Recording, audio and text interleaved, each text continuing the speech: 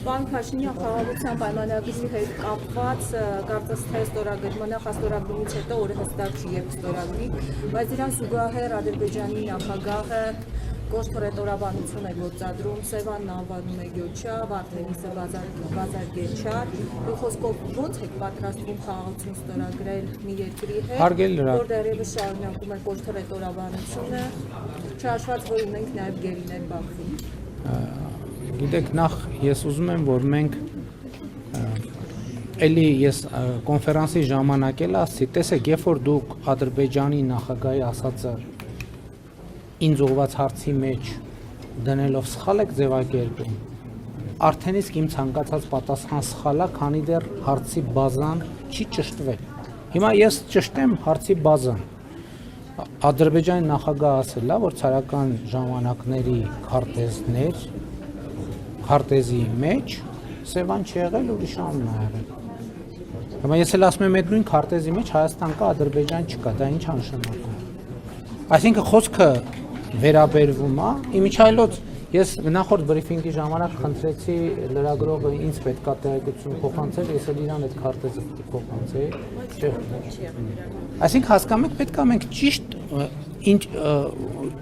հարցը ճիշտ պետքա ձևակերպենք, որպես պատասխանը ճիշտ լինի։ Հիմա Ադրբեջանի նախագահն ասել է, չգիտեմ, որ թվի քարտեզում Սևան չի գրած է ուրիշ անուն։ Եվ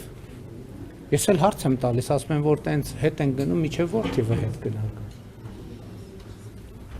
Ինչ վերաբերվում է անազատության մեջ, գերության մեջ գտնվող մեր հայրենակիցներին, այդ հարցի պատասխանն էլ ունենք, դա մենք ամեն օրյա աշխատանք ենք անում այդ ուղղությամբ եւ ես եթե կա տեսակետ, որ պետք է այդ խնդիրը լուծվի, որ խաղաղության հարցը լուծվի, ես էլ ասում եմ, ինչքան բարենպաստ լինի միջավայրը Հայաստանի եւ Ադրբեջանի միջեւ, այդքան ավելի հեշտ կլուծվի նաեւ այդ հարցը։ Այսինքն դիտանկյան խնդիր է, եւ ես կարծում եմ, որ եթե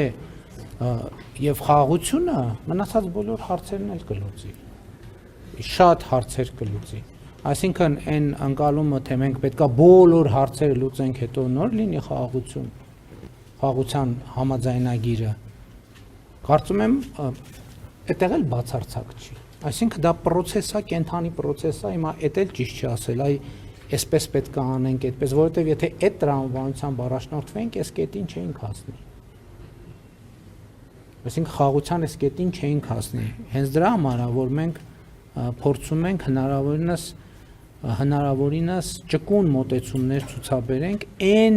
այնպիսի ճկուն մոտեցումներ, որ տվյալ պահին մաքսիմալ համապատասխանում են Հայաստանի պետական շահերին։ Պարոն Փաշինյան, վերջին մեկ շաբաթվա ընթացքում թե երկրորդ, թե երրորդ նախագահները անդրադարձան ձեր կառավարության իրենց խոսքով ցախողումներին, իրենք փաստարկներ ու տարբեր փաստեր ներկայացրին, բայց ես կխնդրեմ անդրադառնալ Սերժ Սարգսյանի մեր հայտարարության, ըստ որի դուք ձեզ առաջարկվել է, փոխվարչապետի պաշտոն 2018 թվականին, ուզում եմ երկել կամ հաստատել այս լուրը, եթե առաջարկվել է, ապա ում կողմից ինչ պայմաններում եւ ինչու է մերժվել։ Լսեք, ինչ լավ է այդ հեղափոխությունը տեղի ունեցել ըստ էության ուղիղ եթերում։ Բայց թե ուղիղ եթերում տեղի ունեցած է ամբողջը, որովհետև Կարեն Կարապետյանի հետ հանդիպում չի եղել, որ Կարեն Կարապետյանի հետ հանդիպում լիներ ուղիղ եթերում։ Հա, Կարեն Կարապետյանի հետ մեկուսարանում եղել է հանդիպում, ճիշտ է, կներեք, մոռացել էի։ Եվ երկրորդը խոսվում է դեսպանների մասին, ես հատուկ այդ թեմայով դեսպանների հետ հանդիպում եմ արել եւ երեկվա հավաքը նկատի ունի։ Չէ, հեղափոխության ժամանակ իրանք հանդիպում են ուզել ինձանից եւ այդ հանդիպման հիմնական նպատակն եղել է, որ իրանք ասել են կարող ենք օգնել, աջակցել, ես ասել եմ անընդունելի է ինձ համար։ Ես Հայաստանի ներսում օտարերկրյա դեսպանների միջնորդության կարիք չունեմ, որպեսզի Հայաստանում մեր քաղաքական օրակարգը առաջ մղել։ Այսինքն ցանկացած տես թեմա, որ ինչ որ մի դեսպանի միջոցով ինչ որ մի առաջարկ արվել կամ հետ առաջարկ ստացվի, դա ի սկզբանե սուտ է։ Իսկ Կարեն Կարապետյանի հետ հանդիպումը լավ հիշեցրիք, ինձ իսկապես մոռացել եմ։ Մի րոպե, բանտում հանդիպումը Եղել է հետևյալ, ես ես ասեմ ինչ ա եղել։ Հիմա շատ լավ առիթ է պատմեմ ինչ ա եղել այդ հանդիպման ժամանակ։ Կարեն Կարապետյանը եկել է եւ ինքը խոսել է Սերժ Սարգսյանի անունից։ Սերժ Սարգսյանի անունից խոսել է եւ ասել է, որ փորձ է արել նենց անել, որ իրենք ինձ ազատում են եւ հեղափոխական process-ը չի շարունակում։ Ես ասել եմ ոչ, դա բացառ։ Նախ ասեմ փոխվարչապետի մասին, ընդհանրապես երբեք որևէ մեկի հետ ընդհանրապես տենց ակնարկ եւ խոսակցություն ընդհանրապես որևէ մեկի հետ չի որևէ մեկի հետ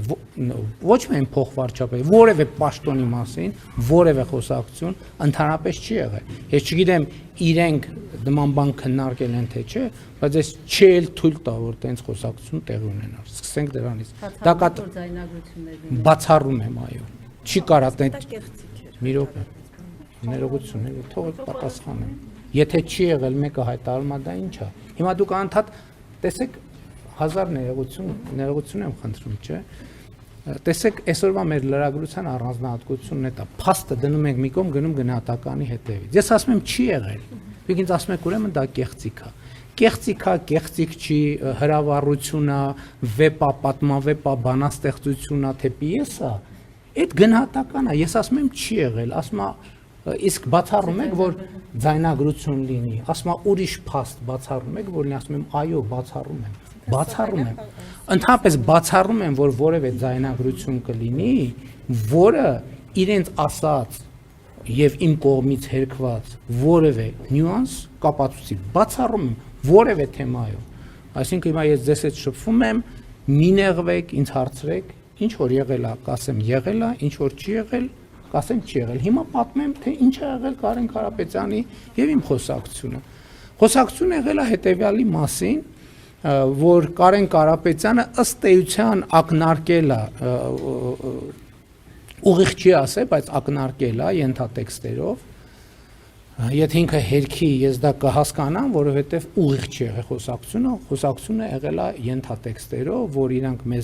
ինձ ազատեն, մեզ ազատեն եւ հեղափոխությունը, այսպես ասած, հեղափոխությունը դուրս գա օրակարգից եւ մենք ինչ որ ձևով Կարեն Կարապետյանը պատրաստակամություն է հայտնել, որ ինքը որպես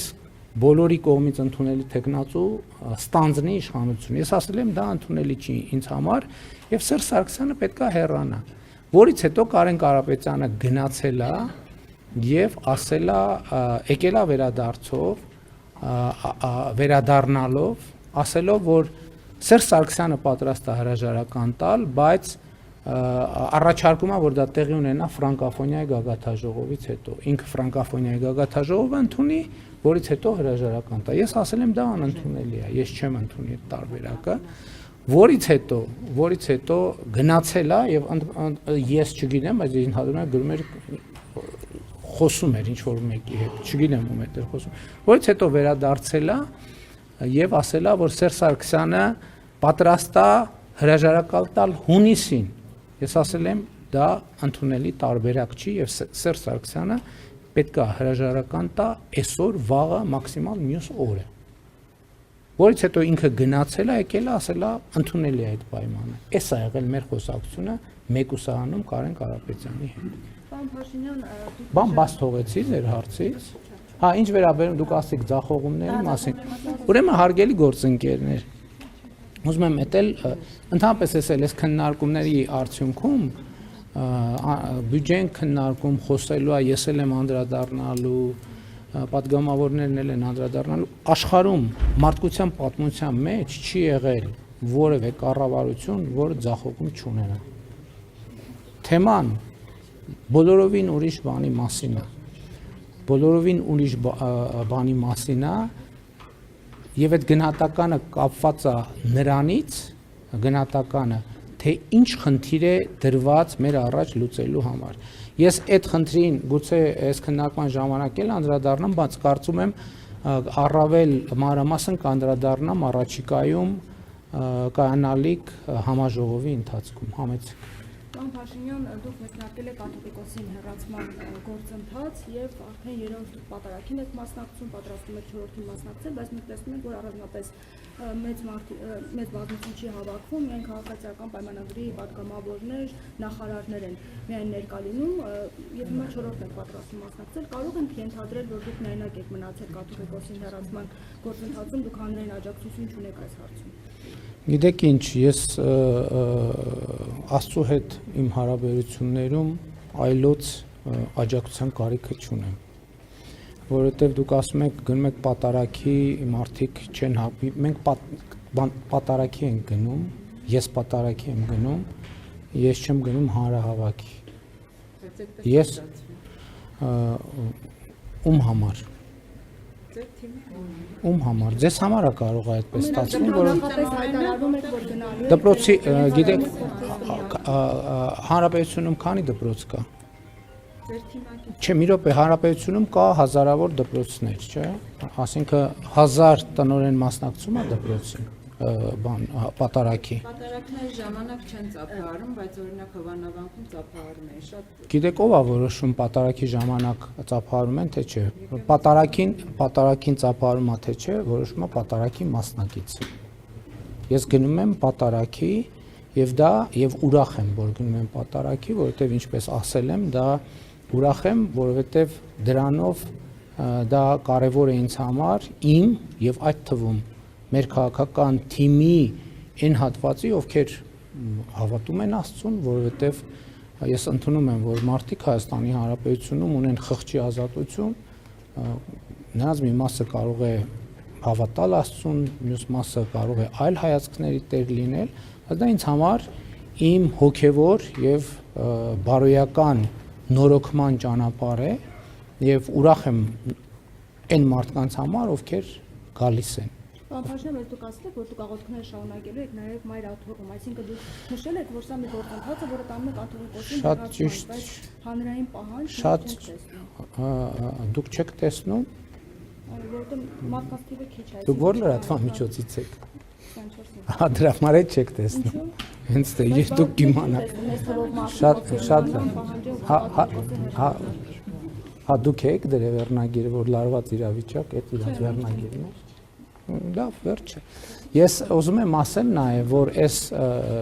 պատարագների շարքը շատ կարևոր է, որովհետև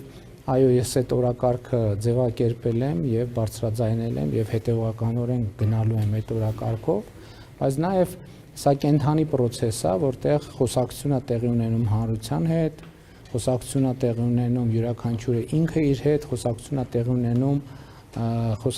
տեղի ունենում Աստծո հետ եւ ասենք դուք եթե հարցնեիք, մոտավորապես հարցնեիք, ինչու ես որոշեցի գնալ պատարագների։ Ոնց որում առաջիկայում էլ եմ գնալու։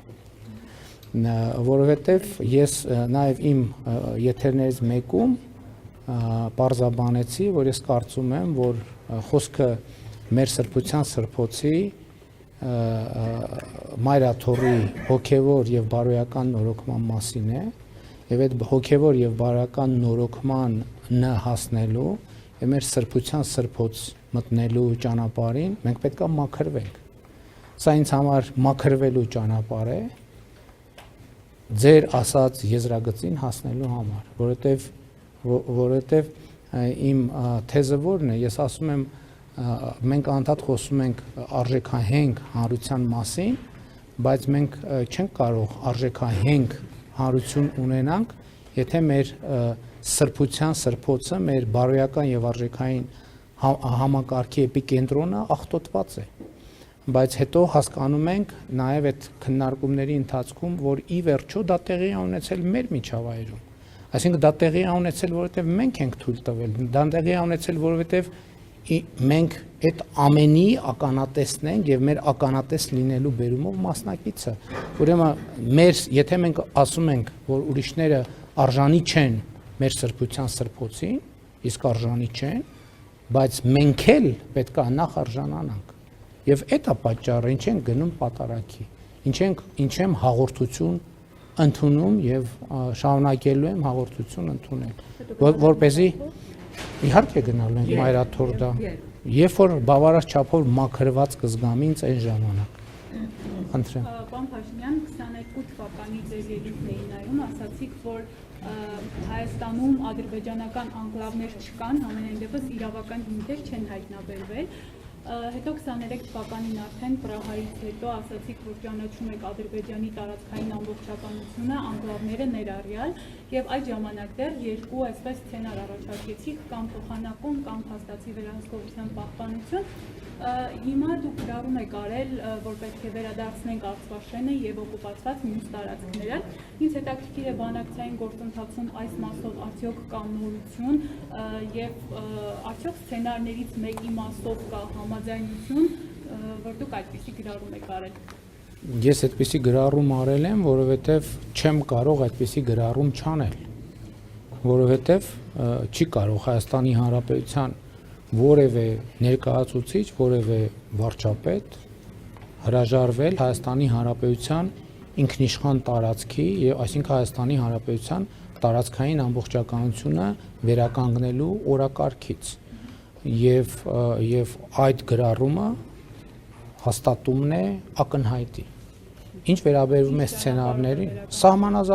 սահմանազատման գործընթացի ճանապարհով մենք ասել ենք նաեւ, որ մենք արդեն իսկ մեր գրավոր ստանձնած պարտավորություններին հավատարիմ ենք եւ ուժային որևէ սցենար բացառում ենք ուղղակի։ Ինչ վերաբերում է սցենարներին, սահմանազատում պետք է տեղի ունենա եւ նախ սահմանազատման արդյունքում պետքա արձանագրվի, ինչ պետքա տեղի ունենա սահմանազատման արդյունքում։ Սահմանազատման արդյունքում պետք է վերաարձանագրվի Ալմատի հռչակագրի հիման վրա երկրների տարածքային ամբողջականության ուրվագիծը։ Երբ որ տարածքային ամբողջականության ուրվագիծը կվերականգնվի, այդ ժամանակ արդեն մնացած բոլոր կոմբինացիաները եւ կարձանագրվի, այդ ժամանակ արդեն բոլոր հնարավոր կոմբինացիաները եւ վարիացիաները կքննարկվեն։ Եվ ես ուզում եմ ասել, որտեվ դա է շատ քննարկում, ես հիմա դա հասկանում եմ, որ օրինակ քննարկում է, որ նույն Արցախաշենի դեպքում ավելի լավ է այլ սցենարների գնալ եւ այլն, որևէ մեկը չի կարող այլ սցենարի գնալ առանց Հայաստանի Հանրապետության ժողովրդի կամքի արտահայտման։ Ես ուզում եմ, եթե խոսքը գնա դրա մասին, եթե խոսք գնա տարածքի փոխանակման մասին, դա հստակ է, որ առանց Հայաստանի Հանրապետության քաղաքացիների դիրքորոշման դա հնարավոր չի անել։ Ընդ որում իրավաբանների գնահատականն է այս պահի դրությամբ, ես նույնիսկ եթե խոսքը ուղիղ հանրաքվեի մասին չլինի, առանց Հայաստանի Հանրապետության քաղաքացիների համաձայնության դա չի կարող պարզապես տեղի ունենալ։ Ինչ վերաբերվում է սահմանազատման գործընթացի վերաբերյալ ամբողջ իրավական շրջանակը, ընդ որում դե յուրե բարձրագույն իրավաբանական ուժ ունեցող փաստաթուղթ ունենք, ներողություն, դա երկու երկրների սահմանազատման հանձնաժողովների համատեղ գործունեության կանոնակարգն է, որը եւ այդ շրջանակում աշխատանքներ պետքա տեղի ունենան եւ իմիջայլոց ասեմ մնացած ամեն ինչն է հնարավոր կոմբինացիաները լայն շրջանակով իհարկե նկարագրված են եւ իմ ասացի մեջ որևէ նոր էլեմենտ չի ավելացել։ Իմ ասածը ամբողջությամբ տեղավորվում է նախկինում իմ ասածների մեջ։ Ուղղակի երբ որ խոսում եք Արցախաշենը վերադարձնելու մասին, տպավորություն է, որ սցենարների մասով կոնկրետ համաձայնություն։ Ոչ, չկա սցենարների մասին կոնկրետ համաձայնություն։ Հերթով, ներողություն։ Ոնց պայմանավորվել ենք։ Պարոն Փաշինյան, ի հավելում գործընկերության հայտնավ գիտեմ, որ Իգնանաշենը եւ Արցախաշենը թե ռազմավարական առումով, դեստրատեգիական, այդպես նույն նշանակությունը չունեն, այսինքն այս դեպքում մեծ խնդիրներ են առաջանալու եւ արդեն հարցը կխնդրեմ նաեւ անդրադառնաք պարոն Փաշինյան, Ադրբեջանի արտգործնախարարն էր ծավալուն հարցազրույց տվել եւ հիմնական էր ասածը սա էր, որ սկզբում բանակցությունները եղել են կոնստրուկտիվ, իսկ հետո ինչ որ փուլում դուք կտրուկ տեսակետ եք փոխել, այլ դիրքորոշումներ եք հայտնել, ինչն էր հանգեցրել այն իրավիճակին, որը այսօր է ցավալի իրավիճակին, ունեն, խոսքը պատերազմի կորուստների մասն է, սրա վերաբերյալ ինչ ասեք, ու երբ որ հետաձեք գնում, օրինակ նա նաև մեծ բերել ձեր նույն ելույթը, հա, Ստեփանակերտում, Արցախը, Հայաստանը եւ վերջ։ Դա էլ եւս։ Գիտեք, ես այդ ելույթին ես անդրադարձել եմ ընդդեմ շատ մանրամասն քաղաքացիական պայմանագիր կուսակցության 7-րդ համաժողովում, այսինքն այդ անդրադարձը հրապարակային ընդ որում ուղիղ եթերում տեղի ունեցել, նշանակում է ինքը ժամանակի այս ձեր նշած շրջանում գոյություն ունի, ինչ վերաբերում է առավել եւս գիտեք միջ պետական հարաբերություններում եւ խոսակցություններում բանավոր խոսակցություններին հղում անելը ինքը առանձնապես լավ ժանր չէ, որովհետեւ կարելի ասել մեկը սենց ասեց ներքինում էլ լավ ժանր չի, ընդհանրապես պետք է դրանից իմիջիալով լավ գաղափար տվեցիք, հետաքրքիր է այն մեր խոսակցությունը միջև մտքովս չէր անցել, ձայնագրվածա թե ձայնագրված տեսնենք, որովհետև 2018 թվականին ցավոք դրա մասին խոսել եմ, ազգային անվտանգության ծառայությունում բավականին նյութեր ոչնչացրել են, բայց մտքովս չէր անցել, մի հատ տեսնեմ ես չգիտեմ, հիմա անդիմադիրներին չեն գաղտնալսում, հիմա գաղտնալսում են նրանց, ում օրենքով սահմանված է գաղտնալսել, բայց ես դա կստուգ եմ։ Բանավոր խոսակցությունը լավ ժանր չի, որովհետև դա մեզ տանում է միտեղ, որ թե ինչ դիրքորոշում է կոնկրետ փոխել, ինչի մասին է խոսում, առաջարկում ներկայացրել։ Ես հիմա ասեմ, իմ բոլոր դիրքորոշումները արտահայտված են հրապարակային 2018 թվականից, դուք իմ դիրքորոշումներն էլ գիտեք, դիրքորոշումների փոփոխություններն էլ գիտեք, կասկածներն էլ գիտեք, տրանսֆորմացիան էլ գիտեք, ելույթներն էլ գիտեք, իմ որևէ տեղում ես կարող եմ մի բան ասել վստահաբար։ Այն օրվանից մինչև այսօր բանակցային որևէ սենյակում ես չեմ ասել որևէ բան, որը կհակասեր հրապարակային իմ արտահայտած դիրքորոշումներին։ Ցանկացած հայտարարություն ստուգելու համար համատեք իմ հրապարակային դիրքորոշումների հետ։ Համընկնում է, չի համընկնում, ուրեմն սխալ է։ Խնդրեմ։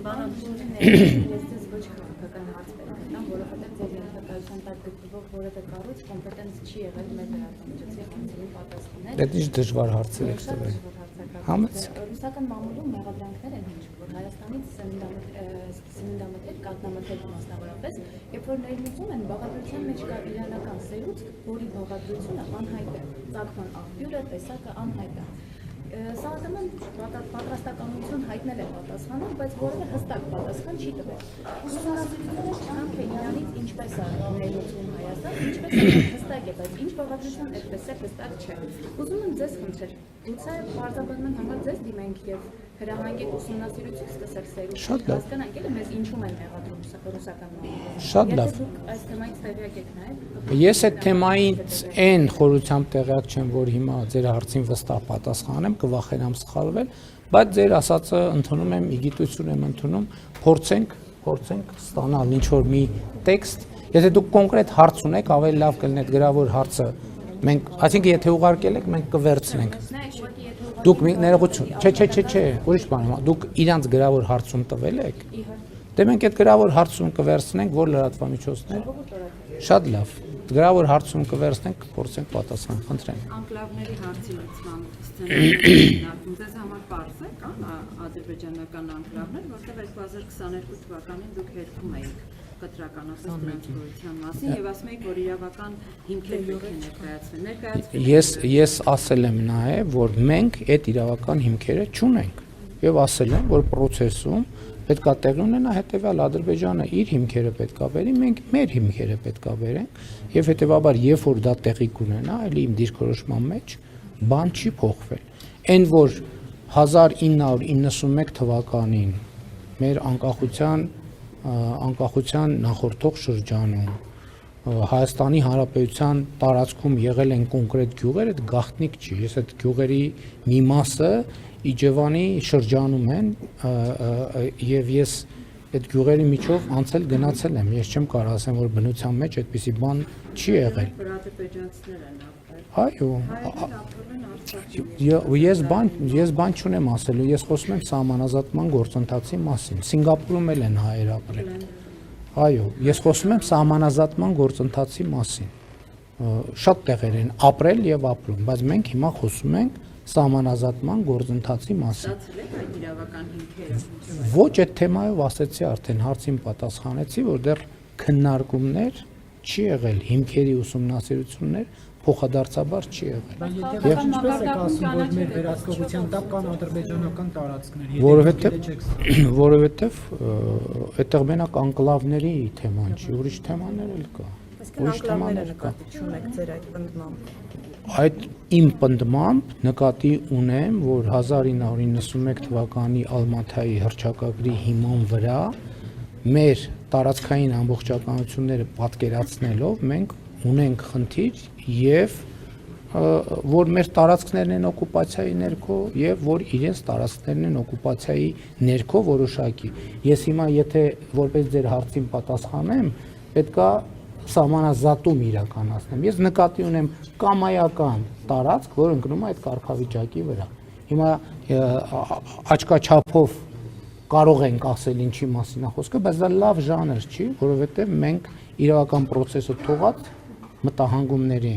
մտահանգումներով ենք առաջնորդում։ Խնդրեմ, ես կրկին Բայրամովի հայտարարեցի, դուք ասում եք բանավոր չեք պատասխանում այդ թեզերին, բայց այնտեղ կար մի միտք, որ դուք երբ որ ժամանակ եք խնդրել, հետո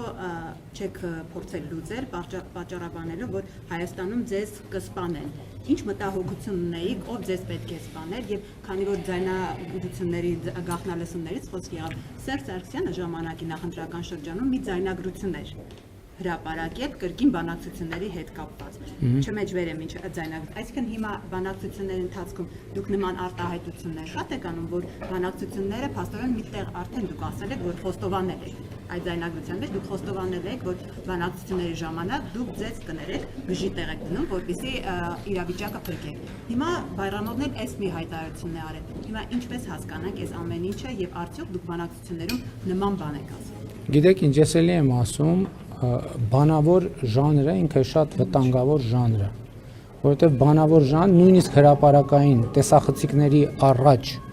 արած հայտարարությունների վերաբերյալ հետո լինում են տարընթերցումներ։ Հետո պարզվում է, որ մի կողմը այլ բան է ասել, մյուս կողմը այլ բան է հասկացել, եւ հետեւաբար այդ ժանրը ես համարում եմ բացարձակապես անօգուտ։ Ես այն չեմ ասել, նա նենց է ասել, ինքը նստած էր, բայց ես հիշում դու սուրճ էիր խմում, ես սուրճ, դա անօգուտ ժանր է։ Այսինքն դա բացարձակապես նախ ես կարող եմ ասել, որ այն հանդիպումները, որին Ադրբեջանի արտաքին գործերի նախարարը հղում է անում, ինքը ոչ միայն դրան չի մասնակցել, ինքը ժամանակ արտաքին գործերի նախարար չի ելվել։ Ինքը բոլորովին ուրիշ պաշտոն, այսինքն ինքն էլ լսել է ուրիշից, գուցե այդ ուրիշը լսել է ուրիշից, գուցե այդ ուրիշը լսել, ես չգիտեմ, բայց ես ներողություն եմ խնդրում, բայց ասում եմ առավել եւս այն մարդու ասածը, որը այդ ժամանակ չի եղել այդ կարգավիճակում անիմաստ Սերժ Սարգսյանը ինչ։ Սերժ Սարգսյանի հրապարակած այդ ձայնագրությունը, այնտեղ էլ հո ձեր ձայնն է։ Ինչա ձեր հարցը։ Որ այդպես որ բանակցությունները Ես այնտեղ խոսել եմ իմ թիմակիցների հետ, եւ դա եղել է ազատ ժանրի խոսակցություն, արտանին խոսակցություն, արտանին խոսակցության ժամանակ կարող են ձևակերպումները լինել ընդարձակ եւ ստեղծագործական։ Դա չի վերաբերվում միայն ինձ, դա վերաբերում է նաև ձեզ, բոլորիդ։ Խնդրեմ։ Պարոն վարչապետ, Սերժ Սարգսյանի եւ Ռոբերտ Քոչարյանի հայտարարություններից հետո դուք ի պատասխան դրան տեղեկացրեցիք, որ բանակցային փաստաթղթերը միջև տարվեր կհրապարակվեն։ Սերժ Սարգսյանը սա որակեց խոստում, որը կարողացան կորզել ձեզանից, ինչպես կարծիքանք եք դրան, ինչ բացահայտումներ կլինեն այդ փաստաթղթի հրապարակումներից եւ երկրորդ հարցս ներողություն եմ խնդրում, դուք ձեր էջում հրապարակեցիք ռոբոտ գրքից գրելով, որ մեր զինվորների նոր բարեկամն է։ Համանցածում տարբեր տեղեկություններ կան, որ սա պատվիրված ինչ որ ամերիկ սարք է, օրինակ թեմից։ Այդ քննադատություններին ինչպես է արձագանքում։ 90% ձեռքով վաճառում։ Լավ, ես շնորհավորում եմ Սերժ Սարգսյանին, որ տենց մեծ հաջողություն ունի։ Հույս ունեմ իր կենսագրության մեջ դա կնշի, որ մենք կորզեցինք խոստում։ Ես քանի ամիս է խոսում եմ դրա մասին։ Եվ եթե մի քիչ մտածեք եւ մտածեն, կիմանան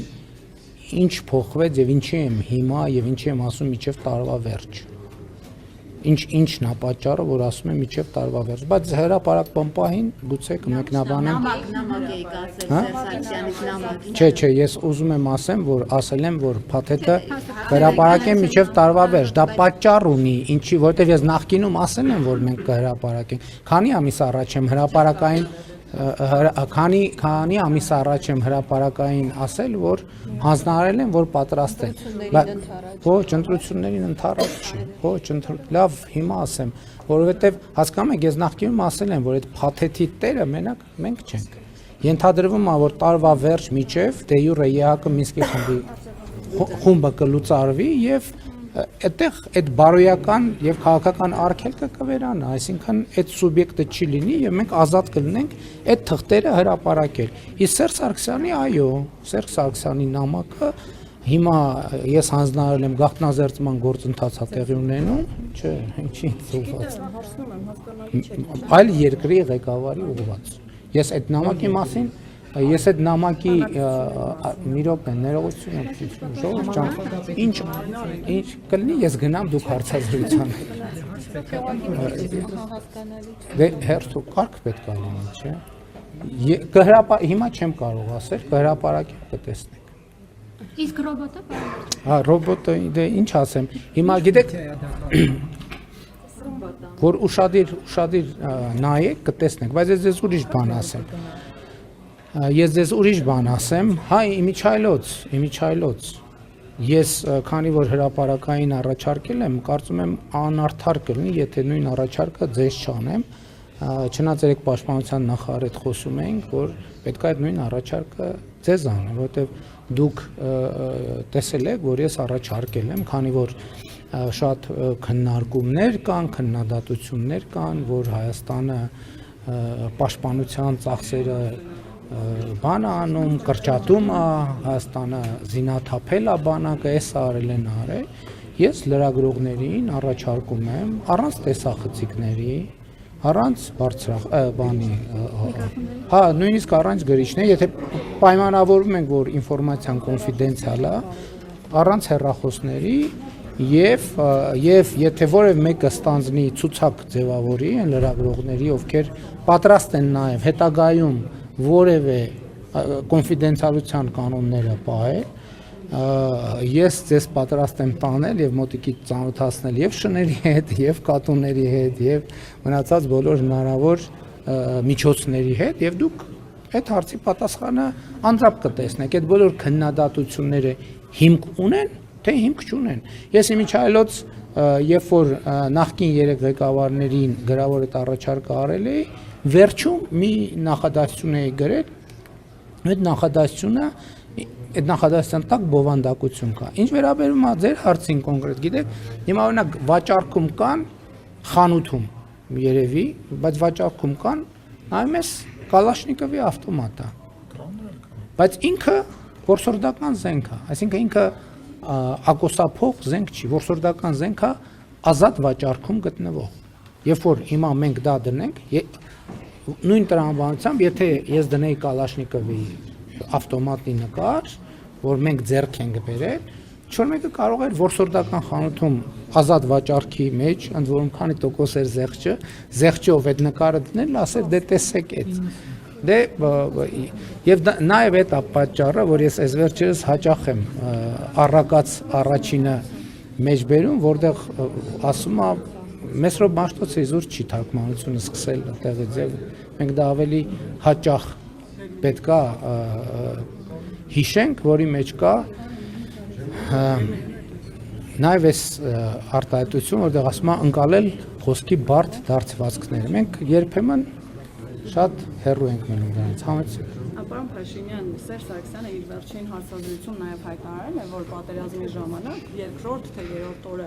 հստակ չեմ հիշում, Լևոն Տեր-Պետրոսյանը եւ Ռոբերտ Քոչարյանը ցանկություն են հայտնել մեկնել Մոսկվա բանակցությունների, բայց դուք չեք լիազորել նրանց, ընդ որում բանակցությունները պիտի կայանային ոչ թե Վլադիմիր Պուտինի մակարդակով, այլ Լավրովի, եւ ձեր պատասխանը եղել է հետեւյալը, որ առանց այն էլ ԱԳՆ-ն ամենօրյա մակարդակում այդ բանակցությունները տանում է։ Նախ կուզենամ անդրադառնալ այս խոսակցություններին, արդյոք եղել է նման խոսակցություն թե ոչ, եւ Ռոբերտ Քոչարյանը արդեն որևէ անգամ կասկածի տակ է դնում օգոստոսի 8-յան իրողությունները եւ խաղաղությունը, ասում է, որ դա մեկ անձի ցանկությունից եւ տրամադրությունից կախված փաստաթուղթ է եւ առաջարկում է երաշխավոր կողմերը ավելացնել, այսպես ասած Չինաստանը եւ Ռուսաստանը կարող են դառնալ երաշխավոր այդ եռակողմ պայմանագրին եւ մեկ հավելում են Ռոբերտ Քոչարյանի ասուլիսից, ասում է, որ 2026 թվականին հուսով է Թուղթագրիշ տայք գրեքան ոնց են 2026 հիշել։ թվականին հուսով է հայ ժողովուրդը այդ սխալը չի գործի, դուք չեք վերընտրվի եւ ինքը գալով հանրային համերաշխություն կիրականացնի, որովհետեւ իր բառերով ասած դուք չարեք ձեր իշխանությունը նույնպես։ Դե հատկապես Ռոբերտ Քոչարյանի հույսը վաղուց մեռած պիտի լիներ, բայց ինչ որ դիմադրումը չենք հասկանում ինչի հաշվին։ Հաջորդ հարցը, հա, իմիջիայլոց այդ բանի հետ կապված, այդ Սերժ Սարգսյանի հարցազրույցի հետ կապված, ես հետո տեսա, որ ինչ որ տոնակատարություն է եւ Սերժ Սարգսյանի կողմնակիցներն ասում են փաստորեն ասում են Փաշինյանը քշերը չի քնել եւ բան արել, նայելա Սերժ Սարգսյանի հարցազրույցը, ես տամպես ամեն օր իմ աշխատանքային ժամը սկսվում է 5-ին, ժամը 5-ին եւ պիտի անկեղծ ասեմ, որ նույնիսկ ես որ իմացա, որ 5 թե 7 ժամանոց, այսինքն ես չգիտեմ, որ նոր ավարտվել է հարցազրույցը ընդհանրապես եւ 2 հոգու հավաքել եւ 5 ժամ խոսալ, այդ նշանակում է մարդը բան ունի, շփման ինչ որ խնդիր ունի։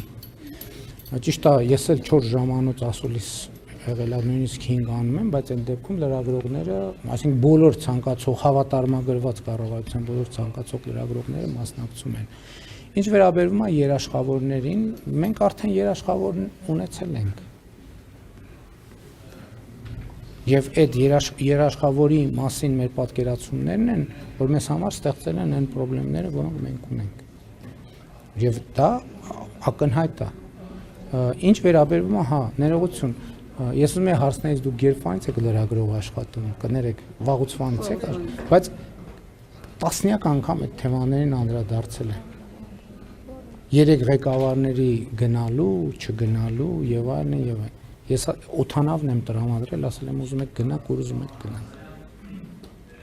Այսինքն այդ թեման ինչի, այսինքն չեք զանգել ասել, որ իրենց ընդունեք այնպես, օրինակ ինչպես մեզ կընդունենք, որովհետև ասում է պետք է ամեն դեպքում իշխանությունից բան լիներ։ Դե հիմա դուք ինձ ստիպում եք էլի անցնեմ խոսակցությունների ժանրին, ես Ռուսաստանի գործընկերներին ցույց եմ դրել, որ եթե իրանք ուզում են իրանց հետ շփվեն, ես դեմ չեմ։ Այսինքն իրանց կընդունեք այնպես, ոնց որ ինձ կընդունեք, հա, այսինքն ասեի, որ իրանք իրեքով են Հայաստանի վարչապետը։ Այդ ինչ է նշանակում, այդ ինչ արտահայտում է, իրանք կընդունեք այնպես, ոնց որ ինձ կընդունեք։ Այդ ինչ է նշանակում։ Այսինքն ասեի, իրանք իրեքով տրիումվիրատ է Հայաստանում ձևավորվել, ես այլևս Հայաստանի վարչապետ չեմ, իրանք իրեքով են Հայաստանի վարչապետ։ Բայց պատերազմը հանում այդ ժամանակ նրանց նախագահի հետ։ Հա, փաստորեն իրանք չեն ճանաչում, պետք է ես ասեի, որ իրանք Հայաստանի նախկին հարգելիներս, իրանք ասել են, որ տեն ցանկություն ունեն, ես ասել եմ, խնդրեմ, օթանավն էլ ասել են, վերցրեք գնացեք, որի վրա գրած է Հայաստան, թող գնային։ Եվ 29000-ի մասով պարոն Փաշինյան այդ մասով չպատասխանեցիք, ասում է սահմանափակում եք, երբ որ պահանջներ չունեք, սահմանափակում եք այդ 29000-ի մեջ, մեզ արդեն գործոն չեն ընկալում։ Դե գիտեք, այդ թեմային էլ եմ տասնյակ անգամներ անդրադարձել։ Այդ խնդիրը, այդ հայեցակարգը, որ երբ որ մենք ասում ենք սա մեր ինքնիշխան տարածքն է, մեր սահմանն է, այդ ճիշտ է, որ մենք մեզ սահմանափակում ենք։ Դա ճիշտ է։ Բայց դա վատ է, որ մենք մեզ սահմանափակում ենք։ Որովհետև մենք մեզ այդ սահմանով, մենք մեզ սահմանափակելով, այդ սահմանով նաև ուրիշներին ենք սահմանափակում։ Եվ երբ որ ես ասում եմ, որ լեգիտիմությունը պետք է անգնի մեր արտաքին անվտանգության հիմքում հենց դա նկատի ունեն։ Երբ որ ասում են, որ 18 տարեկան մեր երեխեքին տանում ենք խրամատում դնում ենք եւ ասում ենք մենք մեզ չենք սահմանափակում։ Ուրիշներն ասում են շատ լավ, դուք ձեզ չեք սահմանափակում, մենք էլ չենք սահմանափակում։ Եթե մենք ասում ենք, որ այստեղ սահման չկա եւ հետեւաբար այդ սահմանը մեզ չի սահմանափակում, ուրիշներն էլ ասում են շատ լավ, եթե սահմանը ձեզ չի սահմանափակում եւ այդտեղ սահման չկա, ուրեմն մեզ էլ չի սահմանափակում։ Դե եկեք տեսնենք ում ավելի շատ կսահմանափակի եւ ում պակաս կսահմանափակի։ Եվ ես ձեզ ուրիշ բան ասեմ։ Հիմա օրինակ ես ձեզ ասում եմ, որ եկեք ես պատրաստ եմ հրավիրել լրագրողներին եւ գնանք ձեռք բերենք մեր սպառազինությունները։ Հարց չի ծագում, ինչու մենք այդ սպառազինությունները, որ այսօր ձեռք ենք բերում, ինչու ձեռք չենք բերում օրինակ նախկինում։ Իսկ նախկինում ձեռք կամ ինչու ենք հիմա կարողանում ձեռք բերել, իսկ նախկինում ոչ։ Ես դրա մասին կարծեմ հրապարակային գրել էի։ Կետերից կարևորագույնը մեկն է, որ մեր ռազմավարությունները հիմա հիմնված են լեգիտիմության վրա։ Եվ այն ժամանակ մարդիկ մեզ թափանցիկ ասում են ամենայն հարգանքով, բայց մենք ձեզ սպառազինություն չենք կարող վաճառել, որովհետև մենք չունենք երաշխիք, որ դուք այդ սպառազինությունը չեք օգտագործի ձեր ինքնիշխան տարածքի հետ կապված կարիքներից դուրս, այսինքն չեք տեղակայի տարածքներում, որը չի հանդիսանում ձեր միջազգայինորեն ճանաչված տարածքը։ Սահմանը դրա համար է։ Եվ առաջին բուֆեր, ես առաջկայում սրա մասին, բայց լավ հրապարակային մանրամասն խոսելու եմ, էլի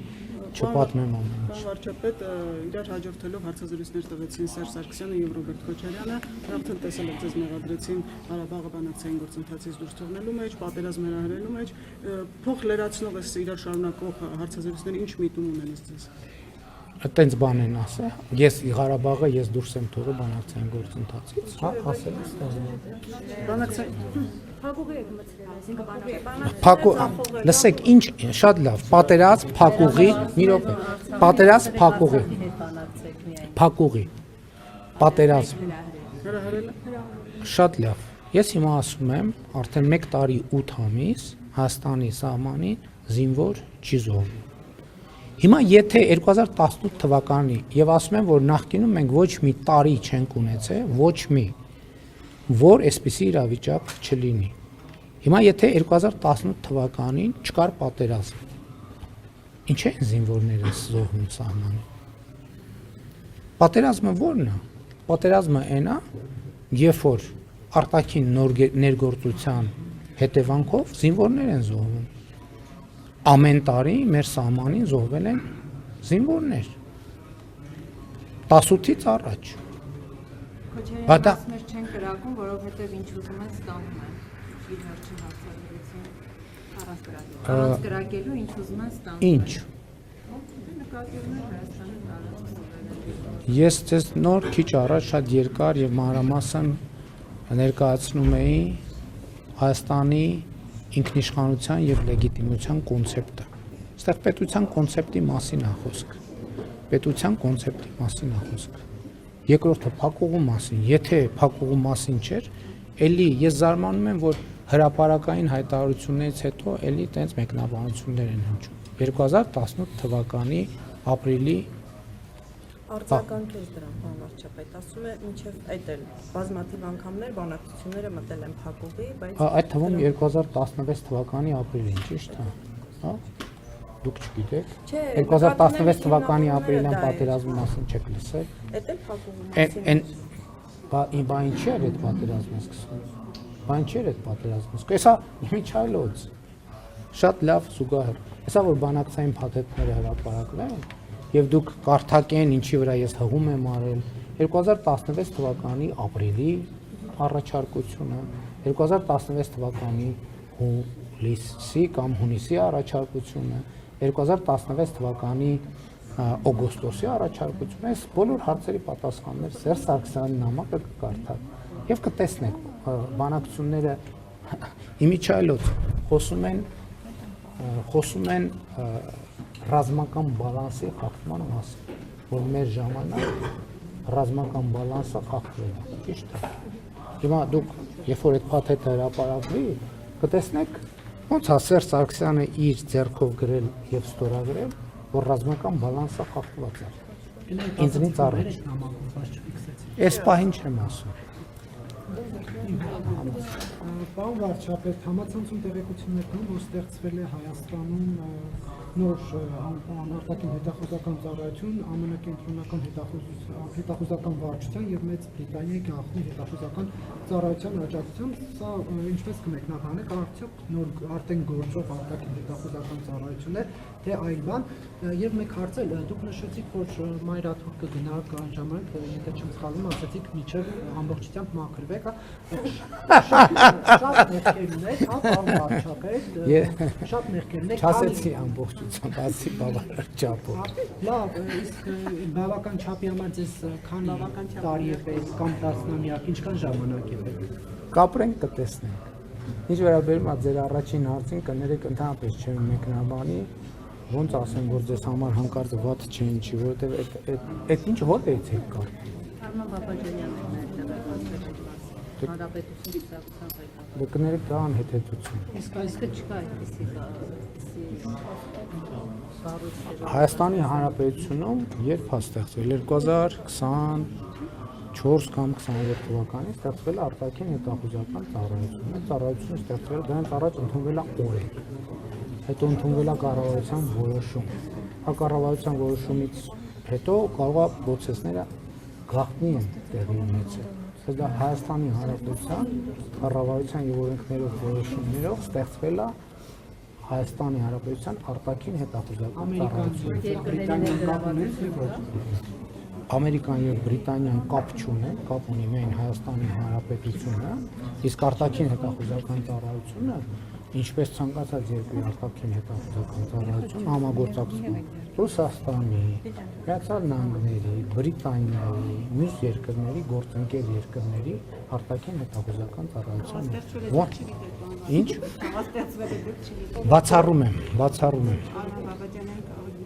Բացառում եմ, որ ստեղծվել է եւ ես չգիտեմ։ Եվ նույնիսկ բացառում եմ, որ առանց իմ որոշման նման բան կարող է ստեղծվել։ Կներեք, մեկ հարցեր, պարոն վարչապետ,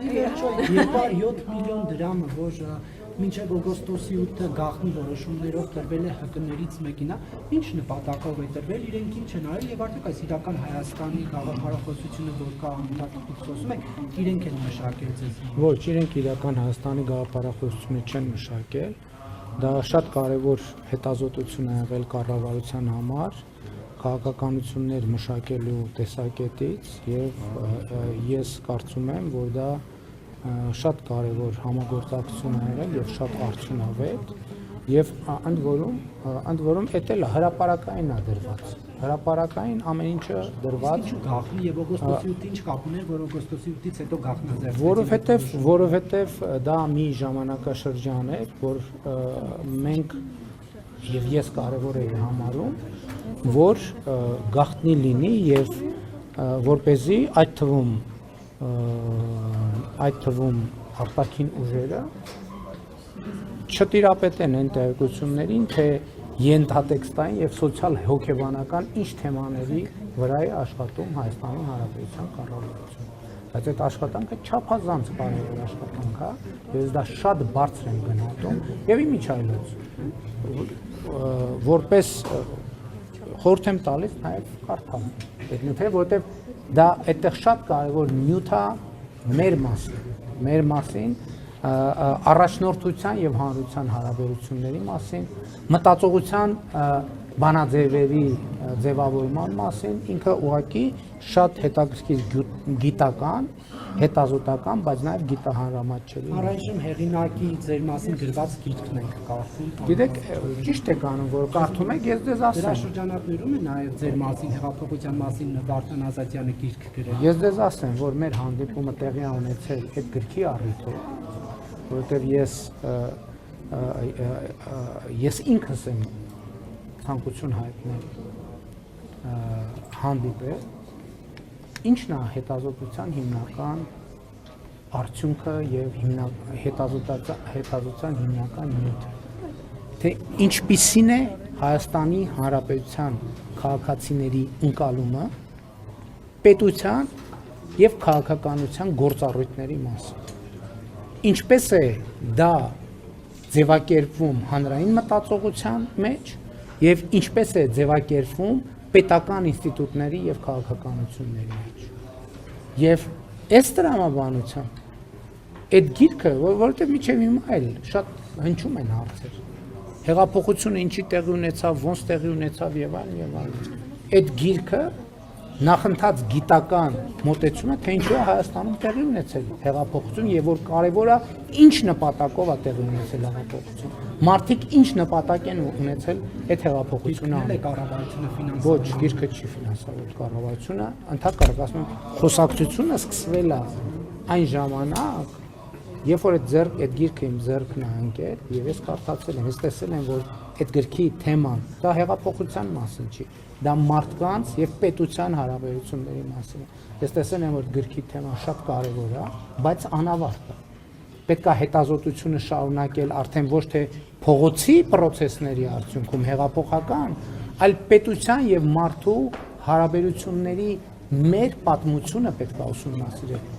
որովհետեւ մենք պետականության շատ երկար պատմություն չունենք, պետք է ուսումնասիրել ոնց ինչ բանաձևերի շրջանակում եւ ինչ ճանապարհով են ձևավորվել պետության եւ մարդու քաղաքացու հարաբերությունները եւ քաղաքացու պետության ընկալումը եւ պետության քաղաքացու ընկալումը։ Այս կոռուպցիոն ռիսկեր չկան այլևս։ Բայց դա բանախոսը չի։ Հարգելի, չեմ դժգոհում, չեմ դժգոհում։ Ես կարծում եմ, որ ինֆորմացիան բաց է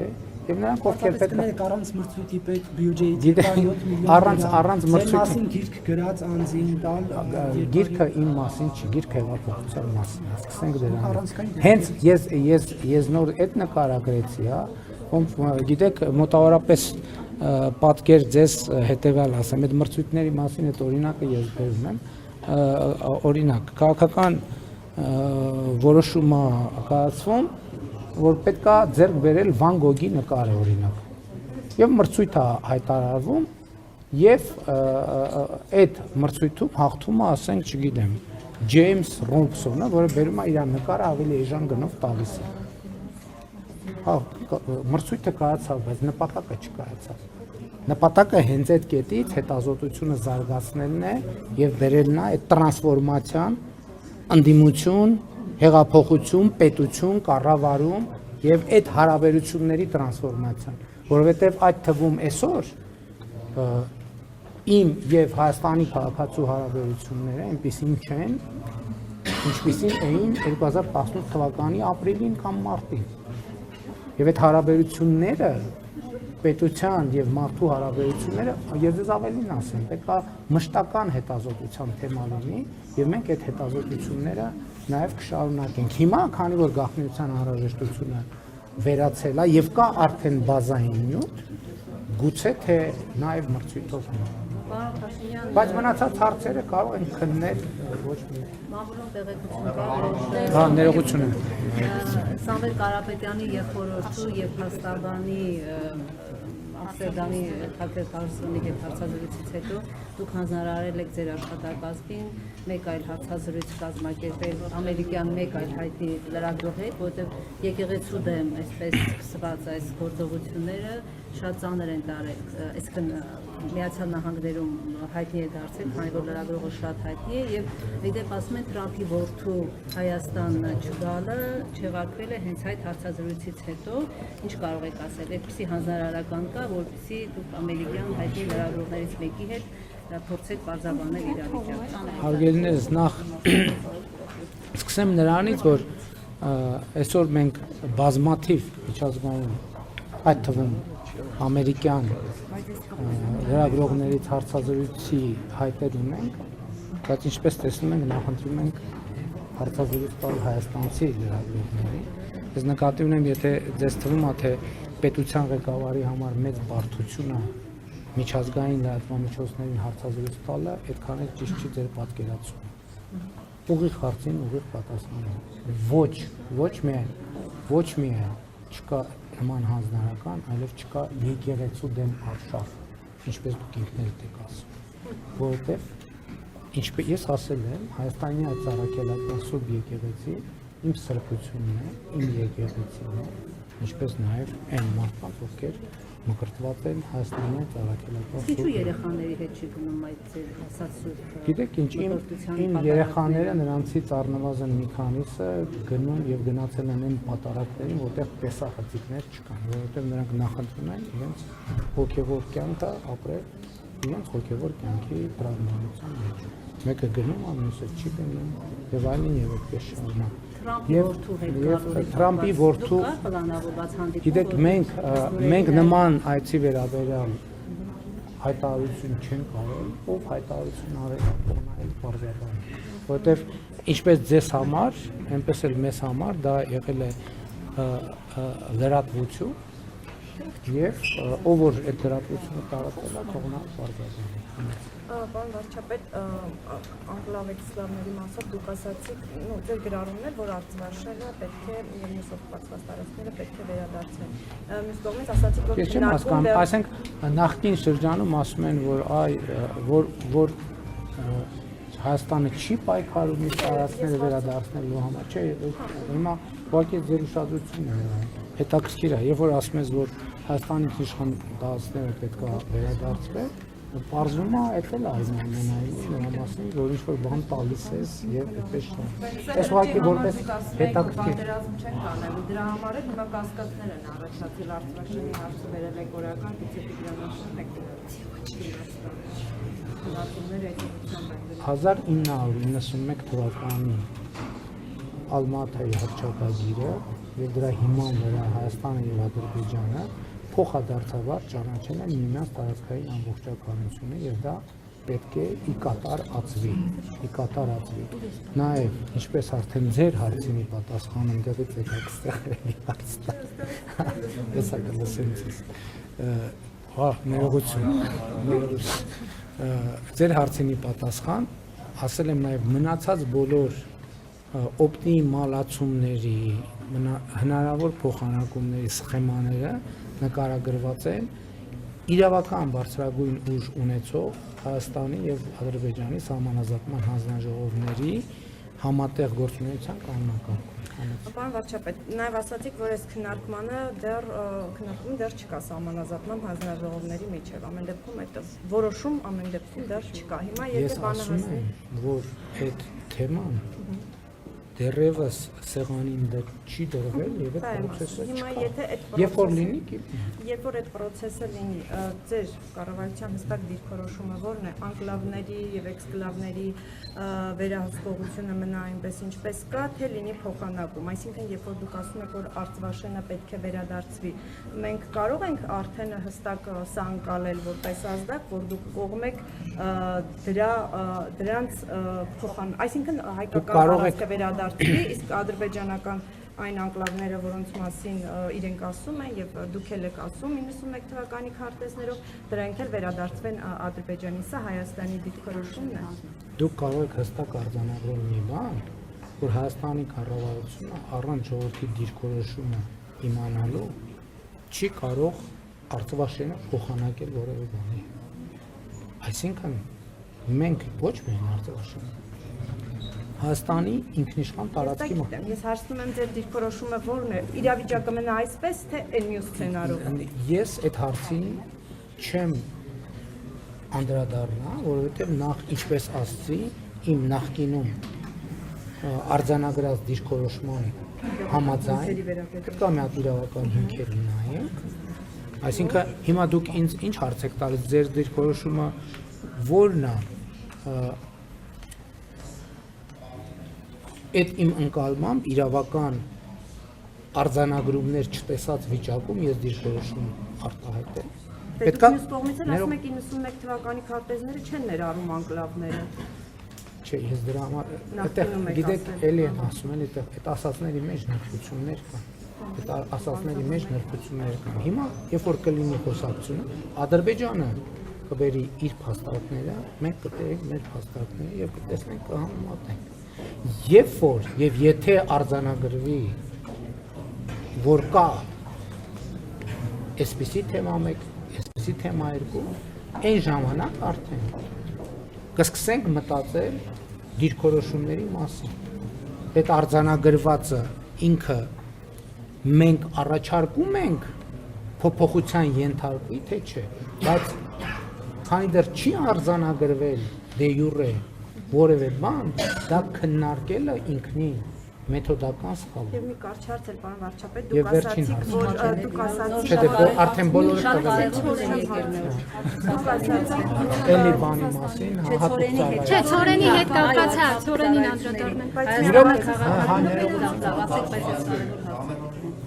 Պարոն վարչապետ, Բայց դուք ինչի՞ չեք մի քիչ նենց կանգնում, որ մեր օպերատորներին անդրադառնան կանգնում։ Դուք ասացիք, որ հեղափոխության օրերին Եվրամիության դեսպանների հետ հանդիպում է եղել։ Եվրամիության չէ, բոլոր դեսպանները։ Հայաստանում հավատարմագրված դեսպանների հետ հանդիպում է եղել եւ բոլոր դեսպանների եւ իրենք Ես հիմա չեմ կարող ասել բոլորն են մասնակցել թե չէ։ Ես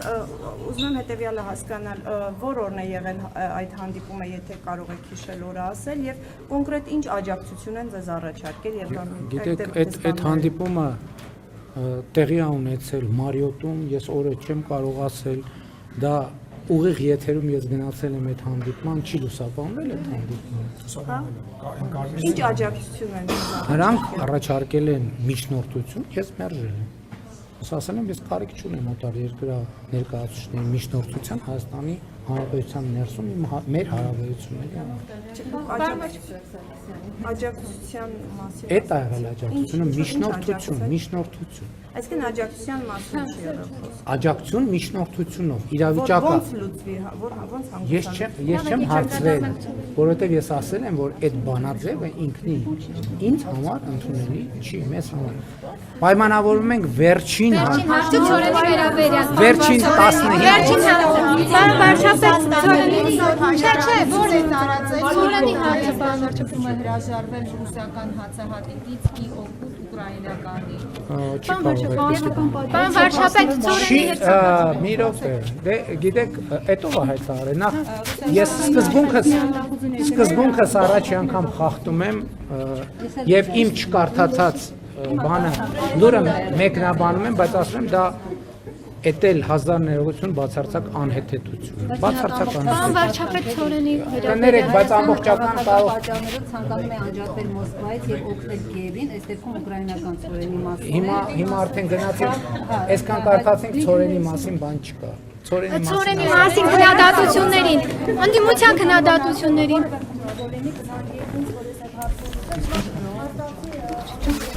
Մի րոպե, գոնե խոսք